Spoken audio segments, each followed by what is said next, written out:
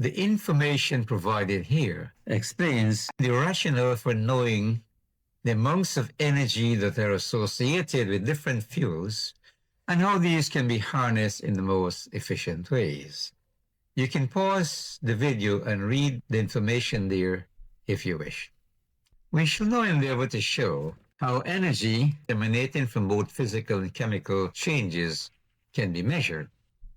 For energy to be measured accurately during chemical or physical changes, their systems must be well insulated so that there is no exchange between them and their surroundings.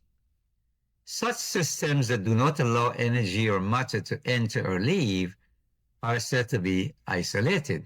One such isolated system is called a calorimeter. The process of studying energy changes during chemical or physical changes using a calorimeter is called calorimetry. During this process, the change is allowed to take place in a metal container that is immersed in water of known mass and initial temperature. As the change proceeds, depending on whether it is exothermic or endothermic, the surrounding water will gain or lose heat respectively. The heat loss or gained by the water and calorimeter will be a measure of the energy change that took place.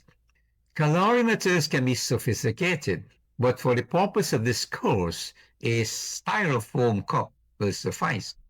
During calorimetry, using a styrofoam cup, the following assumptions are made. 1. No heat enters or leaves the calorimeter. Number 2. The amount of heat absorbed or lost by the calorimeter materials, such as the styrofoam, is negligible. Number 3. Any dilute solution is assumed to have the same physical properties as water in terms of density and specific heat capacity. And we know some of the physical properties of water are as follows.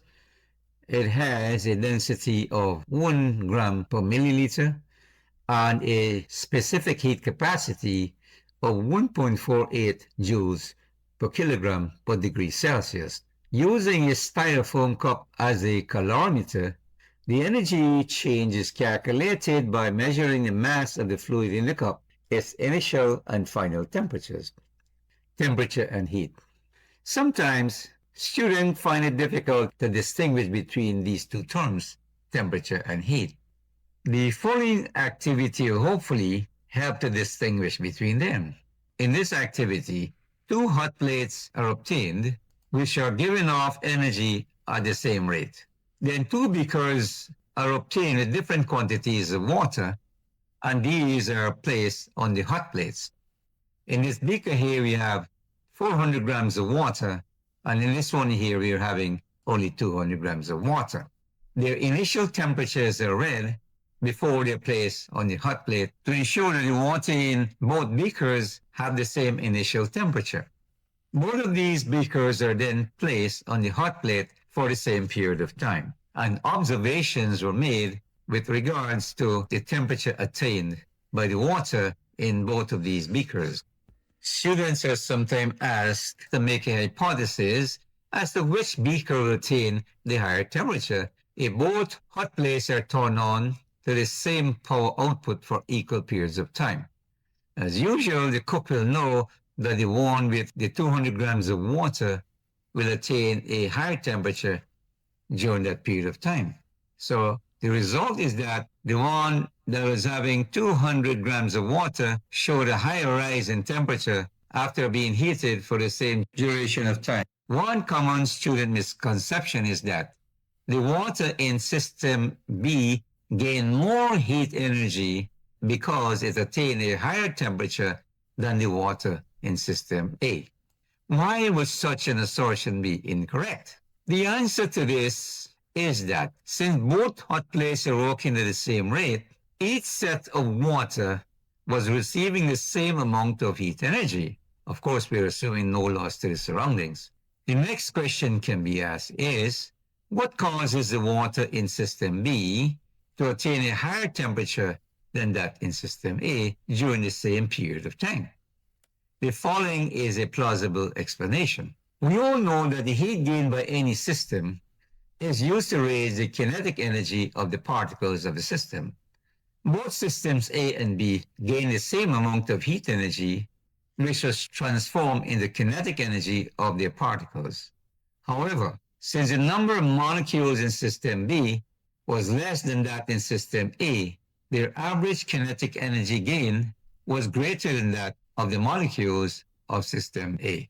For this reason, the temperature attained by the water in B was higher than that in system A. So how do we define temperature? Temperature is therefore defined as a measure of the average kinetic energy of the particles in a system. Based on our observations above, it should now become clear why systems containing different masses of water can gain the same amount of heat but attain different temperatures. When you ask a question, would there be any difference in the rise in temperature had you placed the same 400 grams of water in both beakers? Your answer should be no, because you'll be using the same number of molecules in both cases, and in both cases, their average kinetic energy gain would have been the same. This brings us to the concept of specific heat capacity. A similar activity is performed as the one that was done above, but the only difference is this. Here we use 200 grams of water, but in this system here, we're using 400 grams of oil. So the masses of the substance in both beakers are the same, but the nature of the particles is different. When both sets of materials are heated for the same time by the same hot plates that are producing energy at the same rate, an observation was made of the temperature rise in both cases. It is found that a higher temperature was attained by the oil than what was obtained by the water. The question that arises here is, why was there a difference in the temperature attained in spite of the fact that equal masses of liquids are used? The answer to this is due to the fact that the two substances have different specific heat capacities. In the above case, the same amount of heat was able to change the temperature of equal masses of water and oil differently. To understand why this is so, it is important to understand the different ways in which kinetic energy is gained by a substance. There are different types of kinetic energy. One is called translational energy. So using the ball and stick model here, we are showing how a gas particle moves from points A to B and back, and that represents translational movement. And it is said that this type of motion causes a rise in temperature, and it happens in liquids and gases. So when a particle moves from one place to the next, the energy gain is called translational energy. So one type of kinetic energy gain is due to the movement of the particles. Another type of kinetic energy that is gained is by the rotation of the particles, and this is called rotational energy. So as a gas particle moves through space, it may also rotate, as depicted by this figure here. But there's a point to note. As these molecules rotate, they are said to have gained thermal energy in the form of rotational energy. This type of motion does not produce a direct rise in temperature, but as the molecules slow down, they eventually release their absorbed energy. And this type of motion happens in liquids and gases. Vibrational energy. Third type of kinetic energy is due to the vibration of the particles in the system or the bonds within molecules. The gas molecule may gain kinetic energy when the bonds within the molecules stretch and the bonding atoms are allowed to move back and forth. And this represents vibrational energy. It's something to note by the side here. This type of motion does not produce a direct rise in temperature, but as their stretched bonds eventually revert to the original length, they eventually release their absorbed energy as heat. It happens in solid, liquids, and gases. So there are three ways in which substances gain kinetic energy. One is translational energy that causes a direct rise in the temperature of a substance. Number two, rotational energy. As the molecules slow down, they release their energy in the form of heat. And you have vibrational energy. As the stretched bonds revert to the original position, they release their energy in the form of heat. If you can recall, when we did global warming, this is one of the ways in which the greenhouse gases trap energy from the sun. The bonds stretch. Carbon dioxide, methane, water molecules, and some oxides of nitrogen do that. They absorb energy by having their bonds stretched, and when these bonds revert back to their original position, they release that energy into the environment. So the point to note is this. When heat is thus absorbed by any system, not only energy is changed to translational energy, but some is changed to other forms of energy, such as rotational and vibrational energy, depending on the nature of the particles of the system.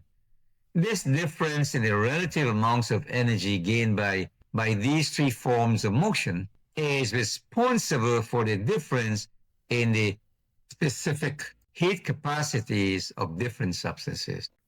In the case of water, if you go back to this activity here, there was a greater rise in the temperature of the oil, but less for the water. It means that the heat that was gained by the molecules of water was changed to different forms of motion rather than by translational motion. In the case of water, a lot of absorbed energy was changed to other forms of energy rather than translational energy of their molecules.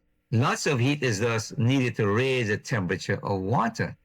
Specific heat capacity is defined as the amount of energy that is required to raise the temperature of 1 gram of a substance by 1 degree Celsius. And the following table here shows the different specific heat capacities for different substances. Note how it is very high for water, much higher than oil.